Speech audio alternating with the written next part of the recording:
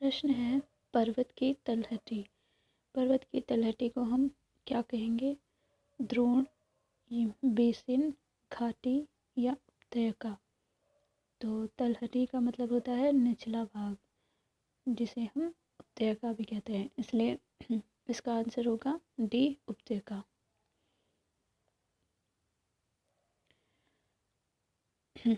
कंजूसी से धन व्यय करने वाला।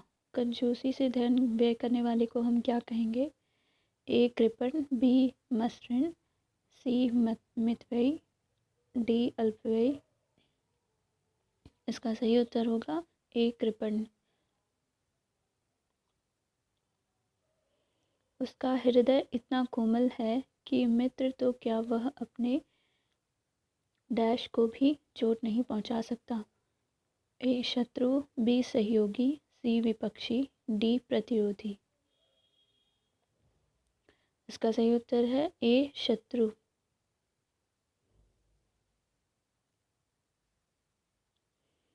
अगला प्रश्न है देश रक्षा के लिए प्रत्येक नागरिक को क्या रहना चाहिए?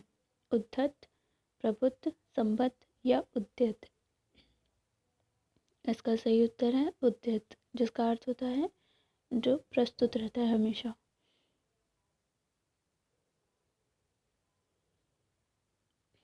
अरविंद शब्द का पर्यायवाची। अरविंद का पर्यायवाची क्या होगा? ए, कल्पवृक्ष, बी, केवड़ा, सी, कमल, डी, गुलाब। सी, कमल। निर्धन में कौन सी संधि होगी? निर्धन, संधि विच्छेद कीजिए। निधन, धन। तो यहाँ पे विसर्ग संधि आएगी, ऑप्शन डी, विसर्ग संधि। निम्नलिखित में से कौन सा तद्भव शब्द है? इसमें से आपको तद्भव पहचानना है। ए, इष्टिका, बी, कुपुत्र, सी, अमीय, डी, उलूक। सही उत्तर है सी, अमीय। प्रश्न 20 और 21 में लिखित वाक्यों में से सही वाक्य का चयन कीजिए। ए, तुलसी अवधि के श्रेष्ठ कवि और ब्रजभाषा के सूर हैं। बी, तुलसी अवधि के श्रेष्ठ कवि हैं और सूर ब्रजभाषी हैं। सी, तुलसी और सूर अवधि और ब्रजभाषा के श्रेष्ठ कवि हैं। डी, तुलसी और सूर क्रमशः अवधि और ब्रजभाषा के श्रेष्ठ कवि हैं। तो सही वाक्य है इसमें से डी, तुलसी और सूर क्रमशः अवधि और ब्रजभाषा के श्रेष्ठ कवि हैं। अगला प्रश्न है जीवन और साहित्य का निकट संबंध है। बी, जीवन और साहित्य का घोर संबंध है। सी, जीवन और साहित्य का अगाध संबंध है। डी, जीवन और साहित्य का घनिष्ठ संबंध है। तो इसमें सबसे सही वाक्य है डी, जीवन और साहित्य का घनिष्ठ संबंध है। करुण रस का स्थायी भाव क्या है? ए, उत्साह, बी, शोक, सी, रति, डी, हास्य। इसका सही उत्तर है बी, शोक। मैं खाना खा चुका था, इस वाक्य में कौन सा भूतकालीन भेद है? तो ये एक भूतकाल है और यहाँ पे खाना खा चुका था यानी कि कार्य कैसा हो रहा है? पूर्ण हो चुका है। इसलिए यहाँ पे कैसा टाइप आएगा इसका? ए, आसन भूत, बी, संदिग्ध भूत, सी, सामान्य भूत, डी, पूर्ण भूत। सही उत्तर है डी, पूर्ण भूत। राजा सेवक को कंबल देता है, वाक्य में रेखांकित पद में कौन सा कारक है? सेवक को, तो यहाँ को आ रहा है। को किस में आता है? संप्रदान कारक में, इसलिए सही उत्तर है ए, संप्रदान कारक। ठठेरा शब्द का लिंग परिवर्तित कीजिए। ठठेरा ये पुल्लिंग शब्द है, तो इसका स्त्रीलिंग में परिवर्तन करेंगे तो क्या होगा? ए, ठठेरिन, बी, ठठेरिनी, सी, ठठेरी, डी, ठठारी। सही उत्तर है ए, ठठेरिन।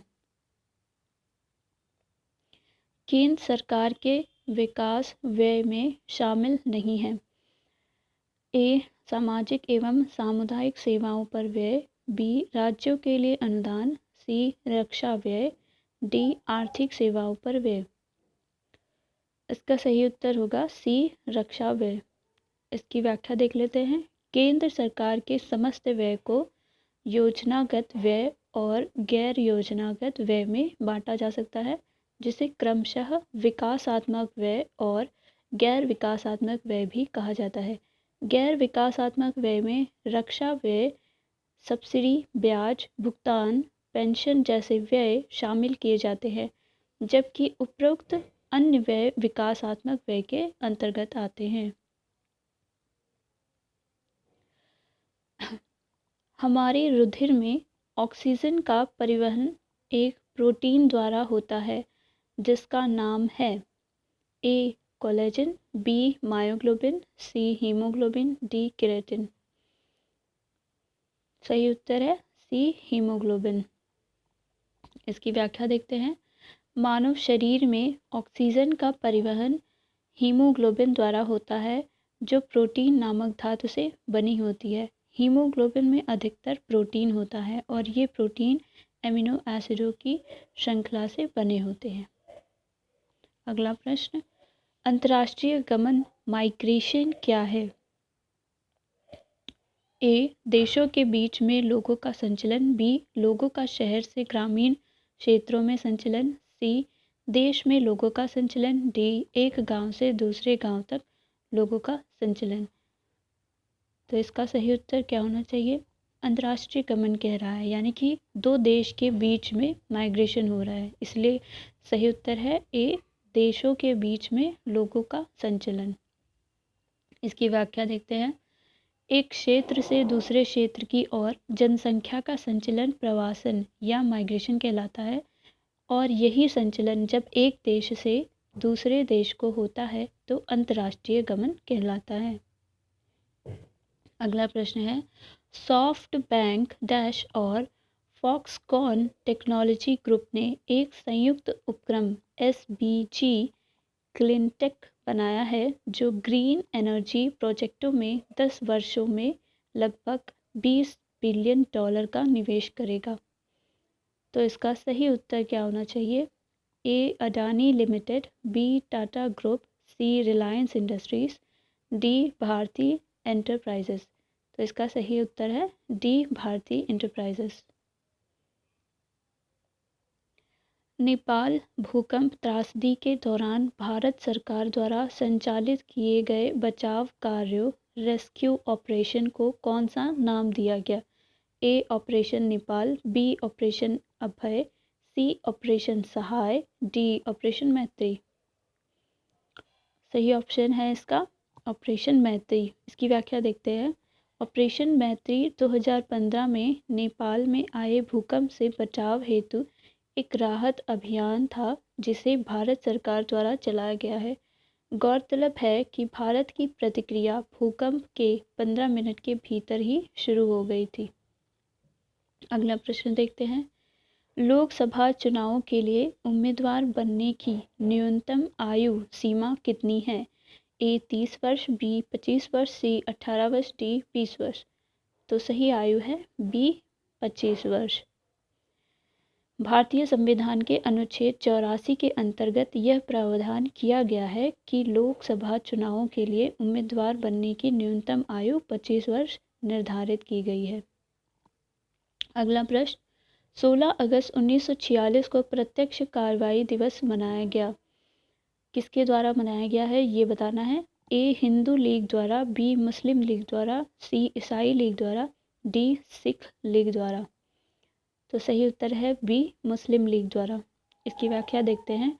16 अगस्त 1946 को मुस्लिम लीग द्वारा प्रत्यक्ष कार्रवाई दिवस मनाया गया। गौरतलब है कि प्रत्यक्ष कार्रवाई दिवस मुस्लिम लीग द्वारा पाकिस्तान की मांग को तत्काल स्वीकार करने के लिए चलाया गया अभियान था। अगला प्रश्न है, चौरी चौरा घटना कब हुई थी? ए 13 मार्च 1922, बी 5 फरवरी 1922, सी 3 फरवरी 1922, डी 5 मई 1922। तो इसका सही उत्तर है बी 5 फरवरी 1922। 5 फरवरी 1922 को उत्तर प्रदेश के चौरी चौरा नामक स्थान पर पुलिस ने बगैर किसी पूर्व सूचना के प्रदर्शन कर रही भीड़ पर गोली चला दी, जिससे लोगों ने गुस्से में आकर भीड़ ने पुलिस स्टेशन पर धावा बोल दिया और उसमें आग लगा दी, जिससे पुलिस स्टेशन के अंदर मौजूद 22 पुलिसकर्मियों की आग में जलकर मृत्यु हो गई। यही घटना चौरी चौरा के नाम से जानी जाती है।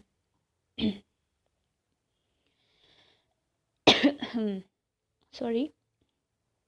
अगला प्रश्न है, निम्नलिखित में से सबसे अधिक ऋण विद्युत तत्व कौन सा है? A fluorine, B oxygen, C sodium, D bromine. सही उत्तर है ए फ्लोरीन। किस देश ने कोपा अमेरिका 2015 जीता है? A Peru, B Chile, C Argentina, D Brazil. सही उत्तर है इसका बी चिली। निम्नलिखित में से कौन कैबिनेट स्तर का होता है? ए विपक्ष का नेता, बी भारतीय रिजर्व बैंक का गवर्नर, सी भारत का नियंत्रक एवं महालेखा परीक्षक, डी भारत का महान्यायवादी। तो इसका सही उत्तर क्या होना चाहिए? कैबिनेट स्तर में ज़्यादातर वही लोग होते हैं जो मंत्री पद पे होते हैं, तो इसलिए इसमें सही ऑप्शन है ए विपक्ष का नेता। प्रायद्वीप भारत का दक्षिणी छोर कन्याकुमारी स्थित है। ए मकर रेखा के दक्षिण में, बी भूमध्य रेखा के उत्तर में, सी कर्क रेखा के उत्तर में, डी भूमध्य रेखा के दक्षिण में। तो कन्याकुमारी कहाँ स्थित है? भूमध्य रेखा के उत्तर में, इसलिए सही ऑप्शन बी है। वह कौन सा स्थान है जहां अंतिम मुगल सम्राट बहादुर शाह जफर की मृत्यु हुई थी? ए रंगून, बी ग्वालियर, सी आगरा, डी दिल्ली। बहादुर शाह जफर की मृत्यु ए रंगून में हुई थी। सन 1857 में जब क्रांति हुई थी तो वहाँ पे दिल्ली में ब्रिटिश ने बहादुर शाह जफर को पकड़ के कैद करके उन्हें रंगून भेज दिया गया था और वहीं उनकी मृत्यु हो गई थी। सविनय अवज्ञा आंदोलन का मुख्य उद्देश्य क्या था? ए अगस्त कथन के विरुद्ध, बी गोलमेज सम्मेलन के विरुद्ध, सी विंस्टन चर्चिल का प्रतिक्रियावादी उपागम, डी नमक्कर के विरुद्ध। तो सविनय अवज्ञा आंदोलन की शुरुआत किसने की थी? महात्मा गांधी ने की थी, इसलिए इसका सही ऑप्शन है डी नमक्कर के विरुद्ध। सविनय अवज्ञा आंदोलन नमक्कर के विरुद्ध चलाया गया आंदोलन था जिसकी शुरुआत महात्मा गांधी ने 12 मार्च 1930 को दांडी से किया। अगला प्रश्न है, भारत की उच्चतम वार्षिक वर्षा कहाँ पर दर्ज की गई है? ए नामची सिक्किम, बी चूरू राजस्थान, सी मौसिम मेघालय, डी चंबा हिमाचल प्रदेश। सही उत्तर है सी मौसीराम मेघालय। एनपीपी से क्या अभिप्राय है? A national population policy, B national population production, C national population programme, D national population project. सही उत्तर है ए नेशनल पॉपुलेशन पॉलिसी। इसकी व्याख्या देख लेते हैं। एनपीपी का पूरा नाम राष्ट्रीय जनसंख्या नीति नेशनल पॉपुलेशन पॉलिसी है। भारत सरकार द्वारा 2000 में राष्ट्रीय जनसंख्या नीति लाई गई जिसका प्रमुख उद्देश्य पूर्व में 2045 था। 2070 तक देश की जनसंख्या को स्थिर करना लक्ष्य रखा गया है। हाल ही में अंतर्राष्ट्रीय क्रिकेट काउंसिल के अध्यक्ष के रूप में किसे चुना गया है? ए जहीर अब्बास, बी मुस्तफ़ा कमाल, सी जगमोहन डालमिया, डी एन श्रीनिवास। सही उत्तर है ए जहीर अब्बास को चुना गया है।